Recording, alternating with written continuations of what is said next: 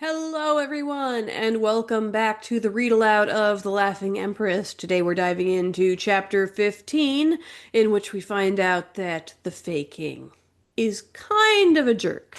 Just kind of. Let's dive in. The way Philothea saw it, there were benefits and drawbacks to dying. On the one hand, dying meant she would be delivered into the eternal garden of her holy creator. On the other hand, it meant that Zoe would be absolutely furious with her. She'd probably be so angry she wouldn't even pray to Philothea's spirit, and if she did pray, it would only be to reprimand her. These were a few of the thoughts that passed through Philothea's mind as the Fey army attempted to crush her. The air around her tightened. She felt herself rising off the ground higher and higher. She couldn't move or breathe or make a sound. The one good thing about this was that it meant she wouldn't die laughing. That would have made her feel like a complete idiot. Philothea was vaguely aware of a voice shouting something as she struggled for breath. Then all at once the constricting force released her. She fell gasping to the ground and lay in a crumpled heap. While she was still sucking in the sweet air, Raven ran to her side. "Thea," she pleaded, gently tapping her cheek. Philothea turned her head to look around. The warriors were still assembled in a circle around her. What happened? Why had they released her? From the crowd emerged King Avis, walking hand in hand with the little girl from the canopy room. The girl's bright eyes sparkled, and the warm brown had returned to her cheeks. The king, on the other hand, looked very much the same. A deep pain burned in his eyes, and his mouth was creased into a bitter frown. He stood over Philothea, regarding her for a long moment before saying, "You are like your mother. She also has a very soft heart." The ache in his expression increased. "A lot of good it does her." Philothea was still looking at the little girl. A warmth and a joy filled her as she regarded the bright, healthy face of the child. It worked. She was cured. "You're all right?" Philothea asked the girl. In reply, the girl threw her arms around the king's legs, buried her face in his robe, and nodded. The king put a gentle hand on her head and mumbled, "Yes, she's all right." Without looking up, the king added, "I will give you until dusk. Then I will send for Zeno.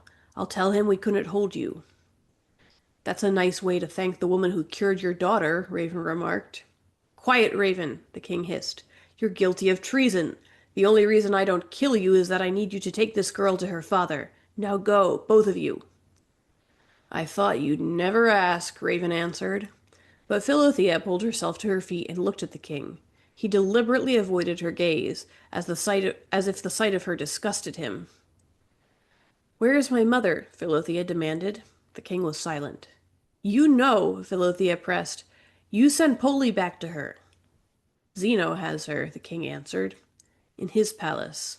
Horror jolted through Philothea's body. "What?" Philothea gasped. "Why?" "Go," the king ordered. "Go to your father where you belong." "Let's go, little one," Raven said. She took Philothea's wrist.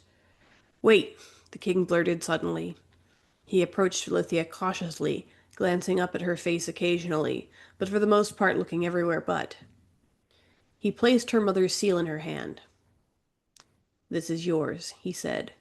Before Philothea could say thank you, Raven grabbed her wrist and they both disappeared. When Philothea and Raven materialized at the falls, they were greeted by the voice of Faye. "Where is Polly?" she asked. Zoe, on the other hand, puffed up excitedly. "There you are!" she exclaimed. "What happened? Why didn't you follow us?" Philothea opened her mouth to answer. The words caught in her throat. Without danger to keep her distracted, an avalanche of emotions crushed her. She fell to the ground in a sobbing, shaking ball. "We'll explain later," Raven answered. "It's been a long day, and it's not over yet." "Where is my tiny Polly?" Faye continued. "Ho ho ho, he is a funny little one." "The king sent him back to Katina at Zeno's palace," Raven replied. "But he only left this morning. You might still be able to find him, Faye." "I will find my Polly," Faye replied. "He's such a good boy, a pretty boy. I will find my Polly." Faye spread her wings and took off. Raven stooped down and took Philothea's arm. "We've got to keep moving, little one. Zeno must be very close by, and will want to be long gone before the king sends for him." Philothea wanted to curl up and sleep. She was spent physically and emotionally. A week ago, she had no idea she could even do magic. Now, she was using it to fight for her life, blow stuff up, and heal people. Her whole body hurt. Still, she knew Raven was right. She wiped her eyes with her wrist and tried to stand, but her legs trembled and gave way. Raven tugged her arm, trying to help her up. Philothea struggled to regain her footing, but it was no use. Her untrained body had been completely overwhelmed by its own power. She collapsed. It's a good thing you're tiny, Raven grumbled as she stooped down and lifted Philothea into her arms. And that's chapter 15. Come back next week for chapter 16.